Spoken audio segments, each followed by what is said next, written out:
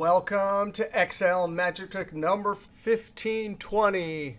Hey, we're still talking about the amazing dynamic arrays. And in this video, we want to see how to create a dynamic pivot table. Well, it's not going to be a pivot table, but it'll look like a pivot table and act dynamically like formulas. It's actually going to be a dynamic cross-tabulated report. Now, what we see with dynamic arrays in this video only happens with the new Excel calculation engine, which is in Office 365 Insider right now, but soon will be in all of Office 365. Now, what's this new Excel calculation engine? Well, we're just going to say enter. That means any formula, whether spilled arrays, dynamic arrays, or single cell formulas, they all just require one keystroke, enter. Now we want to go look at our finished report. I'm going to go over to the sheet 1520 answer. We have a cross-tabulated report. The product is at the top of each column. The sales rep is at the head of each row.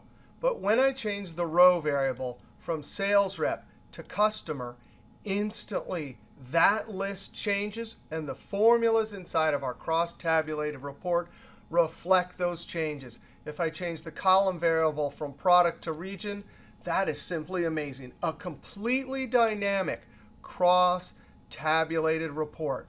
Now, it's different than a pivot table. A pivot table, we can do this, but we have to drag and drop and then refresh. Here, we're doing it with formulas. So we simply change whatever our row or column variable is, and our report updates. Now, let's go over to the sheet 1520. The first thing I want to do is make a text formula to reflect the fact that as we change our row and column variables, I want the label to reflect it. That's simply a text formula. Now, the essence of what we're going to do is different than 2 videos ago where we use SUMIFS and dynamic arrays using sort and unique, because we actually need to look up the column. So although we're going to be greatly helped with sort and unique, those are new array functions. The heart of what we're doing is looking up different columns depending on our formula inputs. And how do we look up columns or rows? With the amazing lookup function index. Of course, index can look up anything. Two-way lookup, one-way, vertical, one-way, horizontal to look up a single item. Or as we're going to do, I'm going to select the entire table. This is an Excel table, so I use that diagonal black arrow. That's the entire table with 2 directions, comma. And the lookup goal for this formula is to take that formula input and look up the entire column. So we're not using index for two-way or one-way lookup. We're using index to look up a column.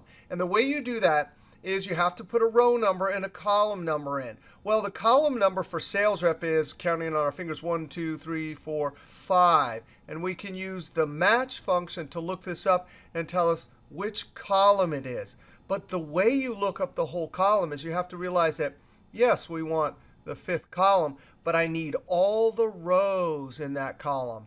And the way you do that in index is in the row number argument, you either put 0 or you leave it omitted. I'm going to leave it omitted, comma. Now in column number, we simply use the match function to look up sales rep, comma, within the column headers, and that's table formula nomenclature, comma, 0, close parentheses on match.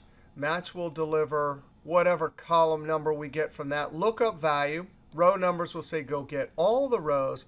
So when I close parentheses, and I want to hit F9 for a second, because look at that. Index looked up the entire column. Control Z. Well, of course, we're in the modern Excel, so we know that this formula delivers multiple answers. So when I hit Enter, it totally spills the entire looked up column. But we want to extract a unique list and sort. F2. So now I'm going to use sort and unique. When I wrap those 2 around index and match, now I am looking up a sorted unique list for any column I select up here. Region, boom. That is absolutely amazing. Now I'm going to cheat and copy this. Control C in edit mode, escape. Up here, edit mode, Control V. The only thing I need to change to get a unique list for the column variable is to double click that and select customer. Now, when I hit enter, it's not going to give me what I want because that's a vertical range. And this is a spilled array, so I can't edit down here. I come back to the cell that houses the formula, F2. And now I simply transpose. Now look at this. We're using the old array function transpose with the new sort unique and the old match. And now when I hit enter, I have exactly what I want. If I change this to sales rep, and this to customer, that is just magic. Now we're going to do SUMIFS that points to both of those spilled arrays. But we're going to have to do the same thing here too, because depending on what I select up here, I'm going to need to internally in the SUMIFS look up the correct columns. All right, so you ready? Equals SUMIFS. The sum range, that's not going to change, so I'm simply going to highlight the revenue column, comma, criteria range 1 and criteria range 2. We're going to need to do exactly what we did in these two formulas and look up columns. All right, I simply repeated exactly what we did in our formula over here. Index is going to look up through the entire table. Very importantly, row number is empty, so I get all the rows. And then I use match to determine the column index number. All right, so that's criteria range 1, comma. Now I need to do a function argument array operation. And we know that the spilled array lives in that cell. I put the cell reference and then the pound key. That refers to the spilled array, whatever it might be, or however far it might go down, comma. Now I'm going to cheat. Control C, click on criteria range 2, Control V. And of course, all I need to change, actually, watch this. Right in the formula, I'm going to Alt-Enter, just so it's easier to see. Double-click and select column variable, comma. And now, instead of the cell and typing pound, if I highlight the spilled array, it knows to put that syntax in for me. Close parentheses. Now, if I F9, you can see SUMIFS is doing its job. If you read the array syntax, comma, let's see, 1, 2, 3, 4, 5. So that means there's 6 values across the columns. And then that semicolon means go down a row. Control Z, whatever the syntax there. Because SUMIFS is delivering multiple answers, when I hit enter, it totally spills. Now I come up here, and this is just amazing. Region, wow, look at that. Product, unbelievable. Come up here, sales rep. That is a dynamic cross-tabulated report. And if we have some new data, I'm going to copy this and put this down at the bottom of the data set. Control V.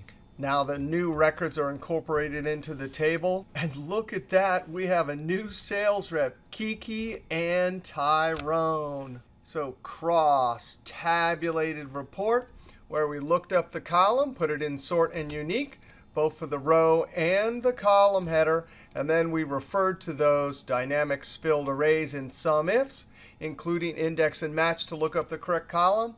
And there we go.